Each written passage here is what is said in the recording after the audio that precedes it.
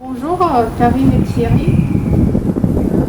D'abord, je vous félicite à l'occasion de la naissance de votre petite fille et Merci. de pouvoir enfin la voir et de la prendre dans vos bras. Mais pouvez-vous tout d'abord parler de votre parcours de l'infertilité qui était peut-être lourd et long, mais juste en quelques phrases? Eh ben, ça fait maintenant plus de 10 ans que nous avons commencé un parcours de PMA en France qui a été très long et compliqué et qui malheureusement n'a pas permis d'obtenir un bébé à cause de ma maladie. Et nous avons perdu une petite fille malheureusement au cours de la dernière test de FIV en France. Et donc à ce moment-là, on a compris, vu notre âge, que ce serait compliqué d'adopter. Et c'est pour ça qu'on a choisi de faire un programme de GPA et qu'on s'est tourné vers l'Ukraine et vers Biotex. Et pour quelles raisons vous vous êtes tourné vers l'Ukraine et pas vers les autres pays? Alors pour plusieurs raisons. Déjà, on voulait que ce soit un pays le plus proche de l'Europe possible pour avoir cherché une donneuse, une femme donneuse qui me ressemble le plus possible. Et aussi pour qu'on puisse venir facilement. Et aussi pour des raisons financières, parce que les États-Unis et le Canada nous semblaient des tarifs très élevés et aussi assez compliqué d'aller là-bas, c'est loin, on ne parle pas très bien anglais aussi et on trouvait ça très compliqué. Donc c'est pour ça que comme on a appris qu'en Ukraine c'était autorisé pour des couples mariés mais qui avaient des problèmes médicaux qui justifiaient de faire de la GPA, on a trouvé que ça correspondait tout à fait à ce qui était acceptable aussi en France et qui, j'espère, le deviendra un jour en France accepté. Et quand avez-vous commencé le programme de la GPA? En quelle année? Comment ça se passait? Alors, on a commencé à se renseigner pour savoir un peu les documents qu'il fallait pour le dossier et poser quelques questions à partir d'informations qu'on a trouvées sur les sites internet et puis après on envoyait un message pour avoir ça. Et quand on a fini de constituer le dossier, on est venu pour visiter la clinique ici. Et ça s'est fait au mois de mai 2018. 18, tout à fait. Voilà. Et donc voilà, et on a eu la chance que c'est très vite démarré. Oui, c'est mai 2018, oui, c'est ça. Oui. Je ne sais plus à force. On a été très bien accueillis. Donc, Voilà, et ça s'est fait très rapidement. Ben non, c'est pas mai 2019.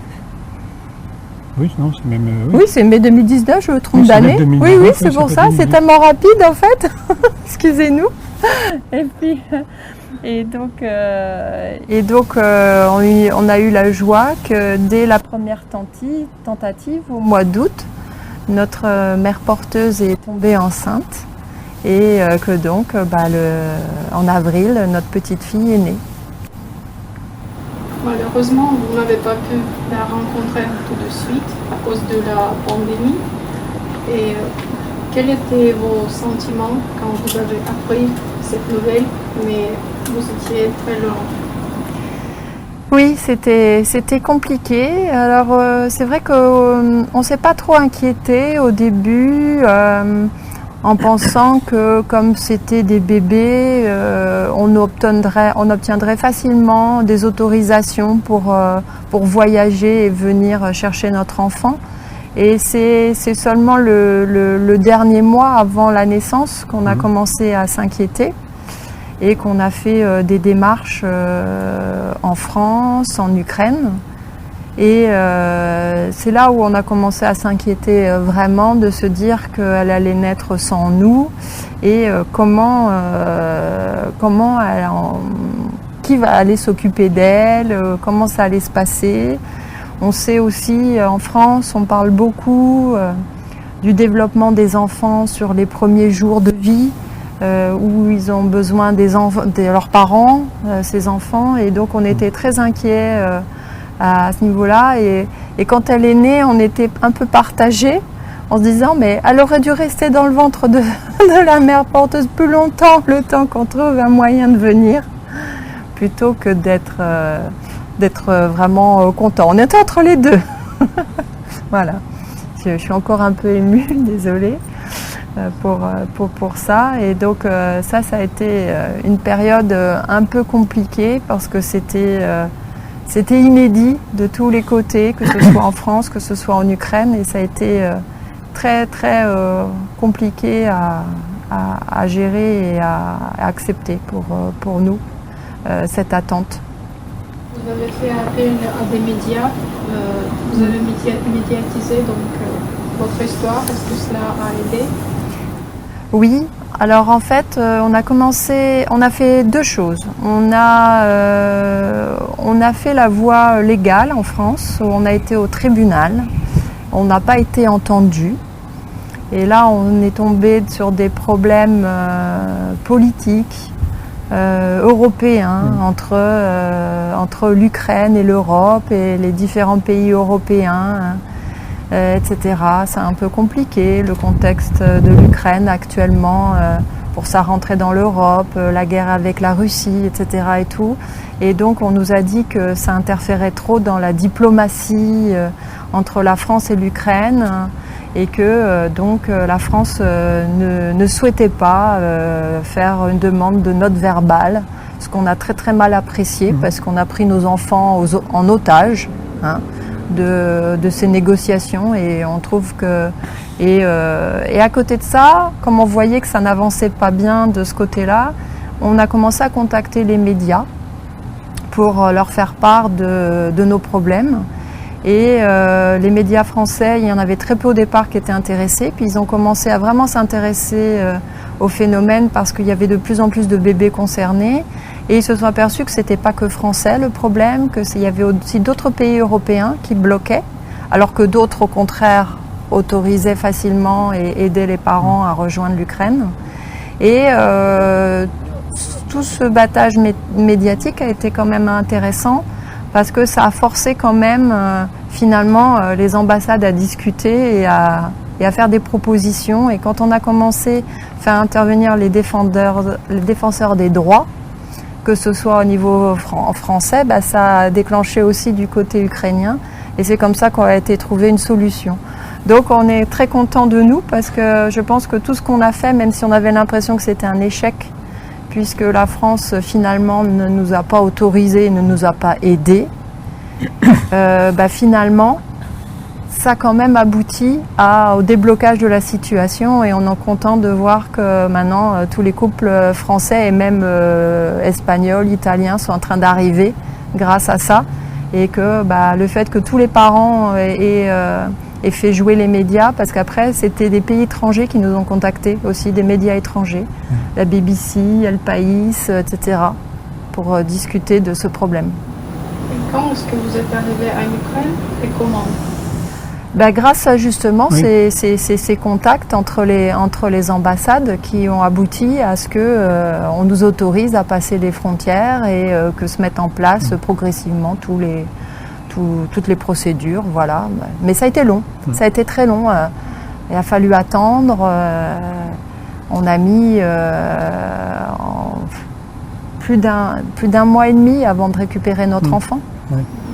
C'était quand la date de votre arrivée? C'était vers le 22, un truc comme ça. Oui, 22 mai. Donc, on a un peu perdu la notion du temps. Oui, on ne se rend plus vraiment compte. En fait, on a été confinés en France, on a été un petit peu libérés, on est arrivé ici, on a fait un confinement, et puis maintenant on est confinés par la chaleur pour sortir notre bébé dehors. Le bébé nous fait prendre un peu du temps. Et donc pendant cette période difficile, lorsque votre fille étiez ici, en Ukraine, et vous étiez en France. Comment s'est passée la communication? Est-ce que vous avez pu avoir des nouvelles? Alors, il y avait des choses bien et des choses pas bien. Oui. On tenait à le dire, on en a déjà un peu communiqué avec la direction. C'était une situation exceptionnelle qui était inédite pour Biotex de prendre certaines décisions, de gérer les choses. Et c'est vrai qu'ils n'avaient pas l'habitude d'apporter des nouvelles aux parents de leurs enfants. C'est vrai qu'avoir des nouvelles que tous les 3-4 jours, c'est un peu juste. Des vidéos qui ne fonctionnaient pas, mais ça, c'est pas de leur faute. C'est aussi le réseau mondial. Tout le monde travaillait avec les réseaux internet, etc. pour travailler, pour communiquer. Donc ça marchait très mal. Donc bon, ça on peut tout à fait le comprendre, mais c'était compliqué. Et nous, on a eu aussi un petit souci. Et on trouve que c'est dommage qu'il n'y avait pas assez de communication entre la baby room du Venice et les coordinatrices qui n'étaient pas mises au courant de tout ce qui se passait aussi, puisque nous on a découvert après 15 jours de la naissance que notre fille en fait elle avait un hématome et qu'il fallait intervenir. Et là on a bien senti que notre coordinatrice était débordée, puisqu'elle nous a envoyé un message mail qu'on a lu le vendredi soir. Et là, on n'avait plus moyen de trouver, nous, un médecin en France pour nous expliquer de quoi il s'agissait, si c'était grave ou pas, sachant que les coordinatrices, elles ne sont pas non plus des médecins, et comprendre et bien expliquer les choses, c'est pas leur faute. Et là, on se dit qu'une équipe renforcée pour gérer ça aurait été bien au niveau de Biotex, et que malgré toute la bonne volonté, nous, on a passé une soirée terrible. Et un week-end, heureusement qu'on a réussi à trouver des amis médecins qui nous expliquaient que c'était pas très grave, mais c'était pas normal que pendant 15 jours, on n'ait pas été informé de ce problème-là, qui était finalement bénin et qui a été très bien géré par Biotex, mais c'est la communication qui pose problème. Et on est désolé que les coordinatrices soient en train de courir dans tous les sens, et que là, ça aurait mérité vraiment du personnel supplémentaire pour qu'il y ait un point quotidien. Et comme dans le contrat, c'est marqué qu'il y a un pédiatre qui voit l'enfant les 2 jours, on s'attendait à avoir un compte-rendu de ce pédiatre qui nous dise, bah voilà, elle mange bien, elle se développe bien, tout est normal. Enfin, ça nous aurait paru normal qu'on ait cette information comme si on était sur place, en fait. Voilà. Comment ça se passe maintenant? Est-ce que vous êtes sur place et administratif? Alors, ça se passe très très bien. Donc, on a eu la quarantaine. On a eu la chance d'être logé dans un appartement Biotex, et c'était super, parce qu'on a été vraiment accueillis merveilleusement. Il faut souligner le personnel qui est vraiment super, les dames qui s'occupent de nous, du ménage, qui nous amenaient à manger, qui s'occupaient de nous, qui ont toujours le sourire, qui sont sympathiques. C'était vraiment super. Et depuis qu'on a le bébé, c'est vraiment un des gros avantages aussi de la clinique Biotex, c'est qu'on a la chance d'avoir des nounous sur place qui nous ont expliqué comment s'occuper du bébé, même si elles ont été prévenues le lendemain seulement de l'arrivée du bébé. Heureusement, on a réussi à gérer les premières heures tout seul. Mais parce que les premières heures, ça a été quand même c'était quand même, même si elle est adorable, c'est nous qui ne savions pas trop faire. La dame est arrivée à 14h30 avec le bébé. Oui. Et elle nous l'a mis dans les bras, et puis on ne savait pas trop quoi faire avec. Enfin, on ne savait pas trop. Heureusement, on savait quand même faire un biberon. Mais bon, on ne savait pas lui faire prendre son bain. Par contre, le lendemain, la nounou, c'est bien, elle nous expliquait comment s'en prendre son bain. Elle nous a tout expliqué, tout rassuré. Etc. C'était bien, et c'est vrai que d'avoir tout le temps la possibilité à la baby room de poser des questions, de pouvoir les laisser aussi pour se reposer un peu, parce que quand on est chez soi, on peut avoir la famille, les amis qui peuvent prendre un peu le relais quand on a besoin de dormir un peu pour récupérer, parce que les nuits on se lève à 2 pour s'occuper des enfants. et tout, et d'avoir un pédiatre aussi qui conseille, parce que notre petite, elle a un peu le crâne déformé, ce qui arrive parfois, prendre des mauvaises positions en dormant, etc. Et donc c'était très rassurant de voir qu'a priori on lui donne bien à manger, qu'elle grandit bien, qu'on peut peser le bébé régulièrement et tout. Et franchement, ça, on est très très contents et on est complètement rassurés quand on leur laisse le bébé. Ils nous donnent des conseils à chaque fois. C'est plutôt nous qui apprenons en fait les choses. Et ça, c'est vraiment très très bien. On est très très contents et on est très satisfaits. Oui. Vous envisagez de Vendéen laisser passer pour un passeport Oui. Alors là, on a enfin récupéré tous les papiers. Ça a commencé quand on a été déconfiné et qu'on est sorti de la quarantaine, que le test Covid était négatif. On a pu faire à ce moment-là les tests de paternité, commencer les documents au niveau de l'état civil ukrainien. Ça a mis un peu plus de temps que prévu. Il y a eu la Pentecôte, etc. et tout. Donc voilà, ça a mis un peu plus de temps. Et là, ça y est, on a tous les papiers. Et donc, on va aller à l'ambassade lundi, mardi pour les rendez-vous. Et on a pris notre billet pour rentrer mercredi. Et pour l'instant, on profite. On a eu la chance de visiter aussi la ville grâce à Biotex. Et c'était très agréable, très sympathique. C'est une très belle ville, Kiev. Et voilà, et on se dit que nous, on a 30 degrés ici, alors qu'à Paris, il fait que 20 degrés, voilà. Et qu'on en profite, là, on est tout tranquille et satisfait. Voilà. Donc, je vous remercie pour votre témoignage, très gentil. On va prendre en considération, bien sûr, votre marche et vos souhaits. On va essayer de s'améliorer pour les autres couples. Et je vous souhaite bonne chance et de la bonne santé à votre petite fille. Et un bon retour en France à votre famille pour qu'ils puissent aussi la voir et l'embrasser. Merci beaucoup, c'est très gentil. Et puis on vous souhaite aussi bonne continuation. Et puis on espère que tout le écouteront un peu nos doléances, surtout de la communication, voilà.